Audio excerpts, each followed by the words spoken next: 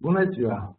Ne aflăm la Departamentul pentru Învățământ la Distanță și Prezență Redusă al Universității din București, iar primele minute ale acestei înregistrări video își propun să definească contextul în care a fost realizat. După cum se vede, face parte din setul destinat clarificării, acomodării cu platformele electronice folosite de acest departament în activitatea cu studenții, în special de la programele de studii de învățământ la distanță și frecvență redusă.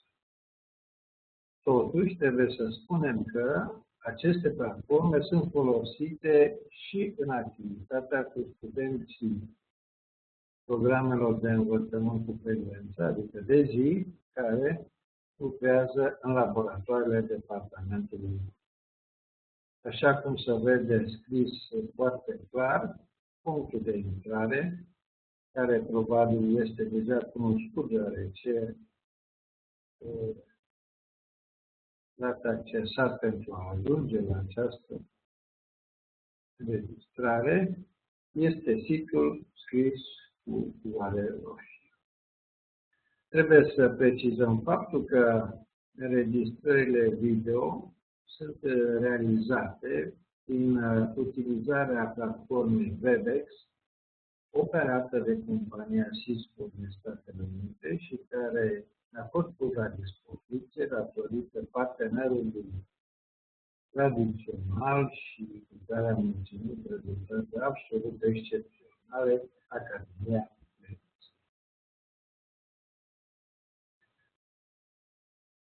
Mai precizăm faptul că realizarea acestor secvențe de instruire face parte din strategia departamentului CREDIS privind proiectarea, implementarea și utilizarea tehnologiilor digitale în educație. Facem acest lucru de multă vreme și în toată această perioadă am obținut rezultate la același nivel și, dacă nu superior, celui de nivel mondial. Fără îndoială că problema este de a convinge și pe utilizatori, adică cadre didactice și studenți, de eficiența acestor metode. În finalul părții productive, pentru a argumenta eficiența metodei video de instruire, vă rugăm să reflectați la semnificația acestei imagini pe care am preluat-o de pe internet. Fără îndoială că pot fi multe interpretări, cea care ne interesează pe noi se referă la faptul că profesorul are un anumit mesaj care trebuie să ajungă corect în mintea elevilor săi. Vă rugăm să reflectați. În continuare, vom prezenta pas cu pas fiecare informație pe care o găsiți pe site-ul www.unibookvirtual.net. În felul acesta aveți un tutore, chiar dacă sunteți la afara universității, în cadrul informal de învățare. Pe acest site observăm că prima informație și primul link ne duce la campusul virtual al Universității din București. Începând cu anul 2002, neîntrerupt, acest campus a fost implementat la departamentul nostru și a constituit baza de comunicare și colaborare pentru studenții de la învățământ la distanță. Cei care au cont pe acest portal, pe acest campus virtual, îl pot folosi în continuare. Următorul link ne conduce la un site cu informații despre departamentul Credis, care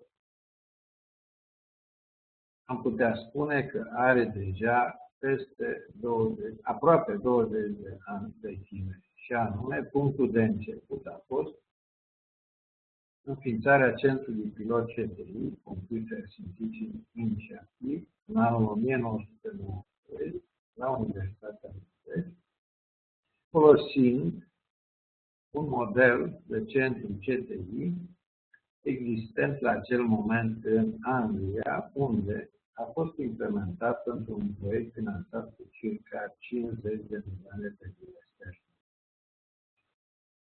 Nu vom detalia toate etapele evoluției istorice, dar vom marca proiectul Parent Country Cooperation and Distance Education, care a condus la recunoașterea centrului de către Ministerul Educației și organizația European Training Foundation. Ca urmare, în anul 1999, toate centrele rezultate din aceste proiecte europene pe care nu le-am menționat în totalitate, toate aceste centre au fost coagulate, reunite în Departamentul de Învățământ la Distanță, Formare și Conversie Profesională. Iată, deci că din anul 1999 până în anul 2012 avem o activitate continuă de 13 ani.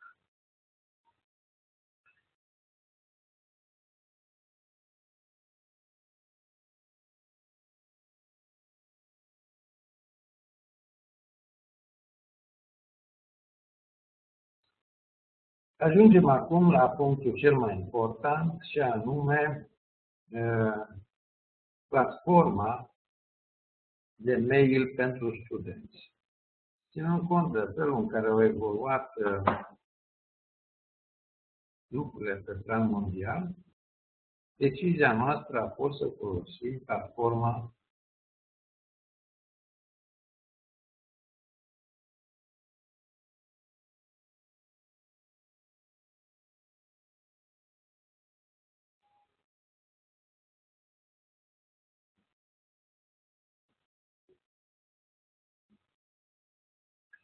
Deci, decizia noastră a fost să folosim platforma de mail oferită de pachetul Google, de compania Google, deci să folosim serviciul Gmail,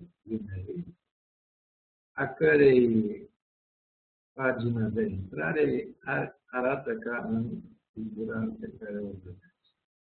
Să presupunem că un student nu are cont pe Gmail și chiar dacă are, își creează un cont nou care să respecte niște instrucțiuni pe care le vom prezenta în continuare.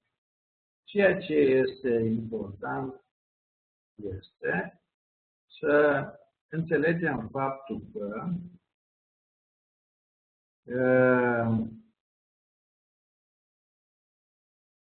interfața în care se creează contul de Gmail are o serie de câmpuri în care vă recomandăm să completați toate informațiile respective, astfel încât contul să permită identificarea dumneavoastră fără niciun dubiu.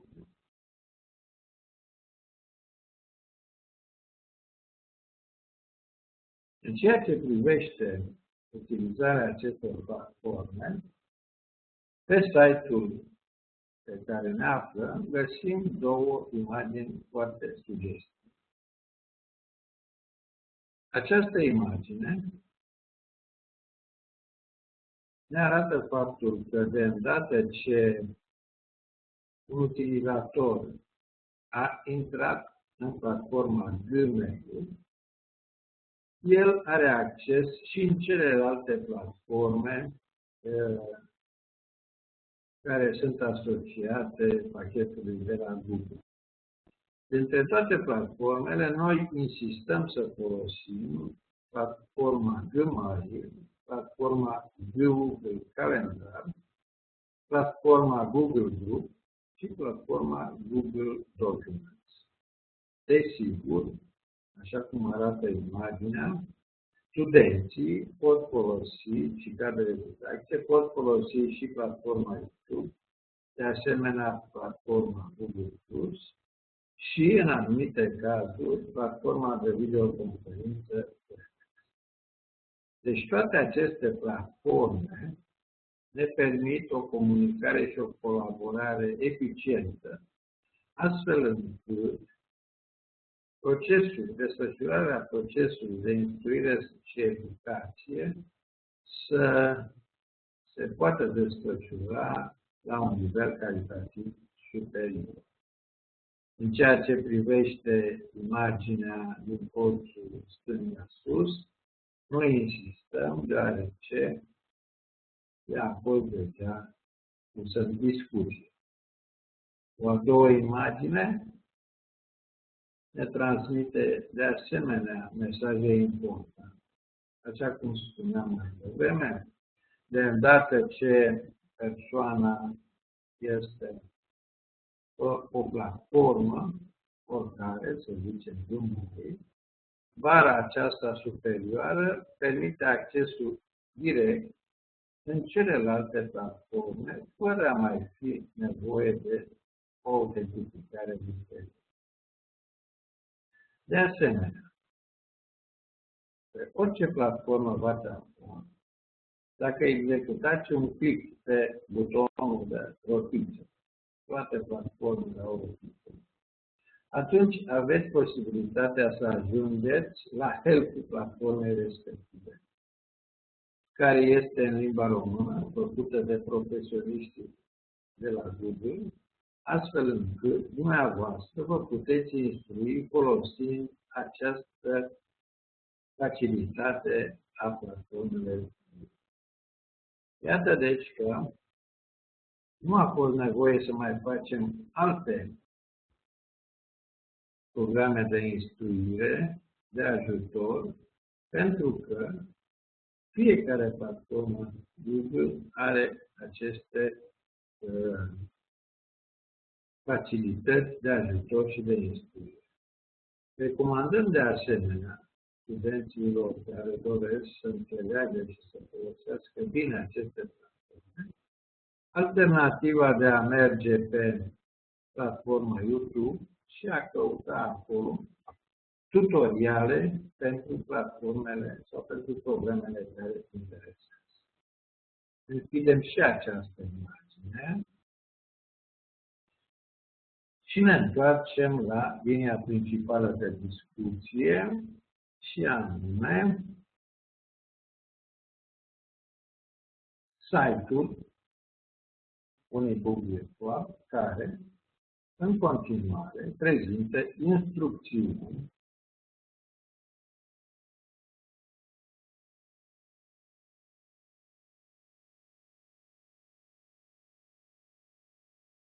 pentru studenți în vederea folosirii acestor platforme.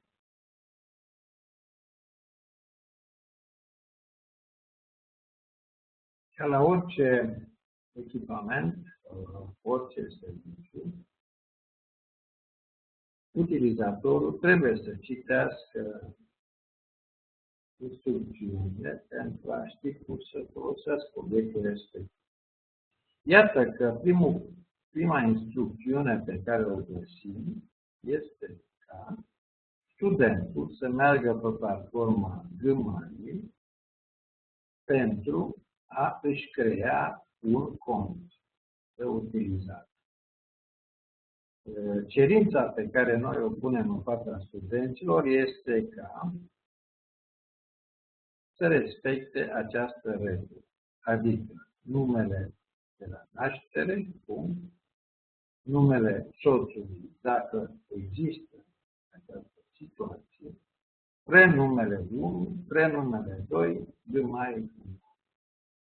Și am dat aici un exemplu referitor la persoana Popescu Ioana Felicia, care are certificat de naștere pe acest nume și care, fiind căsătorită Caramihai își va crea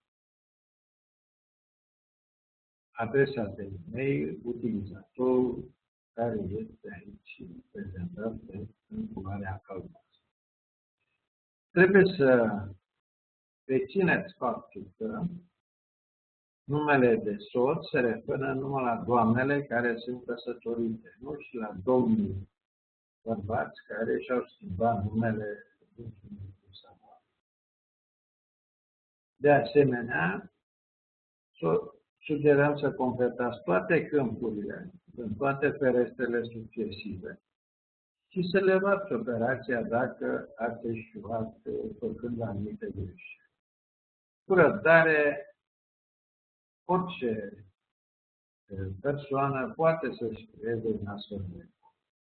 Dacă se întâmplă să primiți mesajul că userul este deja alocat, atunci soluția cea mai bună este de a adăuga o cifră, de exemplu anul 2012, sau alte cifre care doriți dumneavoastră, la utilizatorul ales și în felul acesta de a obține un user persoană. Cum am spus deja, de îndată ce ați intrat pe una din platforme, Gmail, aveți acces și pe celelalte. Cred că este evident faptul că trebuie să studiați și să exersați, fiindcă în acest domeniu în care ceea ce vrem să obținem este abilitatea de a folosi anumite tehnologii, singură soluție este studiul și exercițiul individual. Facem un fel la sintagma learning by doing. De îndată ce studentul a obținut o astfel de adresă și a intrat pe platforma Gmail, este rugat, este invitat să trimită un mesaj de prezentare către managerul programului de studiu la care studentul este învățat. Acest mesaj trebuie să aibă structura afișată în căsuța fond albastru, în care studentul se prezintă, sunt studentul, nume pe nume, înrolat în anul universitar respectiv, la programul și aici trebuie să declare programul. Adresele de e-mail ale managerilor de program de studii se găsesc pe site-ul principal și după ce terminăm parcurgerea acestui instrucțiuni, vom arăta că ele există și pot fi ușor identificate de către studenți. Am atras atenția asupra faptului că nu vor fi acceptate alte adrese de e-mail, adică adrese care nu corespund cu regula exprimată, prezentată la punctul 1, sau care sunt făcute pe alte platforme, Yahoo, etc. Trebuie să înțelegeți, dragi studenți, că minimorul, ceea ce cerem de la dumneavoastră, este îndemânarea de a utiliza platforma Gmail. Și când spunem lucrurile astea, nu uităm faptul că serviciul de e-mail are deja 40 de ani de timp. Iată deci că, la nivelul anului 2012, ar trebui să ne propunem mai mult decât ceva care are deja 40 de ani de timp. Totuși, felul în care funcționează aceste platforme Google pe care le-am arătat, se bazează esențial pe platforma de Google Mail. Adică, Google Mail înseamnă mesaj e-mail 1 către 1. Un student către manager sau către un alt student. Dacă veți folosi platforma Google Group, atunci mesajul va merge către toți studenții. În toate situațiile, toate aceste mesaje, toate aceste platforme, Google Calendar, Google Document, Google Group, trimit mesajele și către căsuța de e-mail a persoanei respective. Deci, în mod evident, tot ce se întâmplă găsiți în căsuța de Google Mail. În momentul în care doriți informații structurate, atunci trebuie să fiți capabili să accesați Google Calendar, Google Document, Google Group.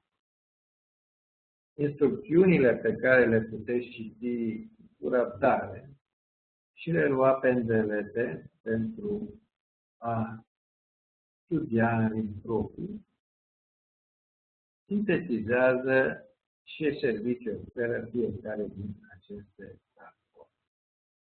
În finalul instrucțiunii, recomandăm, deci, studenților ca să deschidă adresa de e-mail pe care tocmai au creat pentru a putea comunica și colabora cu programul de studii la care studentul este înrolat, cât mai des posibil, astfel încât fluxul de știri, de informații să ajungă la student în timp util. Sperăm că ați găsit aceste instrucțiuni clare și complete. Iar dacă aveți anumite sugestii pentru îmbunătățirea instrucțiunilor, vă rugăm să le trimiteți pe adresa managerului programului de studiu.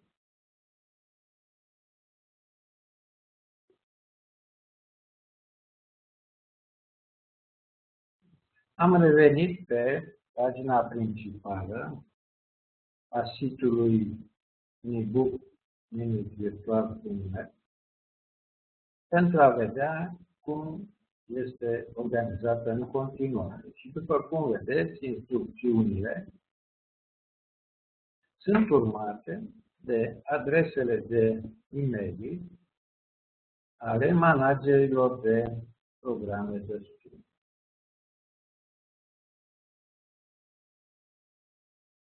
Probabil că în săptămânile care urmează, lista aceasta de manageri se va mări, dar cu siguranță fiecare student își va găsi aici managerul cu care trebuie să lucreze. În continuare, platforma oferă un punct de acces către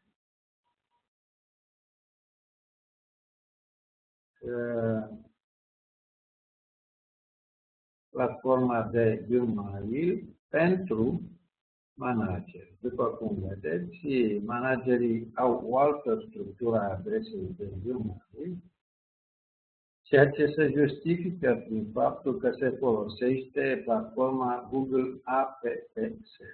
Nu intrăm în amănunte în acest moment.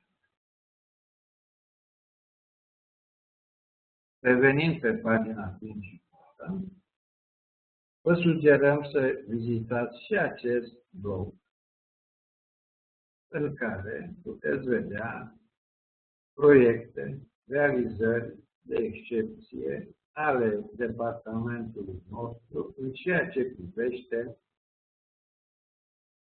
utilizarea tehnologiilor digitale.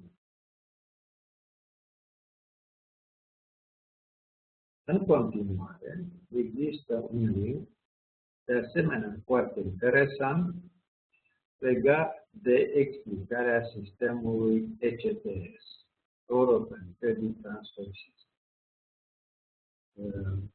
Vă recomandăm să studiați cu atenție și această lecție video pe care o veți găsi în linkul respectiv, deoarece sistemul ECTS este implementat și în țara noastră.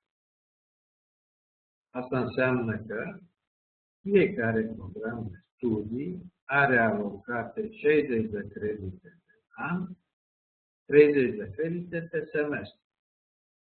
Dacă veți viziona cu răbdare această secvență video, veți ajunge la concluzia că un student înrolat într-un program de studii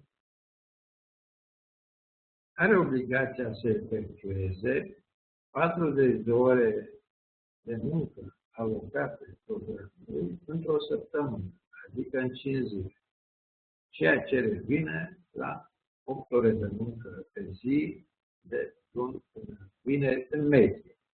Fără îndoială că, în practică, studentul poate să-și organizeze într-un mod personal programul de activitate săptămânală. De exemplu, poate să muncească 10 ore duminică, 10 ore sâmbătă, dar oricum și-ar organiza acest program, volumul de muncă la nivelul unei săptămâni trebuie să fie în medie 40 de ore. Iată deci că înrolarea într-un program de studii este oarecum echivalentă cu angajarea în câmpul muncii, fiindcă un angajat are de efectuat minim 8 ore de muncă. În continuare, găsiți un alt link care poate fi interesant, deoarece prezintă un proiect al departamentului nostru care arată o altă valență pe care sistemul de educație ar trebui să o pună la dispoziția studenților. În final, sunt listați câțiva parteneri. Partenerul Academia Credis ne permite accesul la platforma de videoconferință TEDx, iar împreună cu partenerii de la OpenAI vom crea lecții video pe care le vom pune la dispoziția studenților. În cazul în care dumneavoastră, ca și studenți, aveți de făcut unele sugestii sau poate reclamații, cu mult discernământ vă rog să scrieți directorului de departament pe adresa de e-mail afișată. Vă mulțumesc pentru că ați urmărit această înregistrare video și vă doresc succes în utilizarea platformelor electronice de comunicare și colaborare.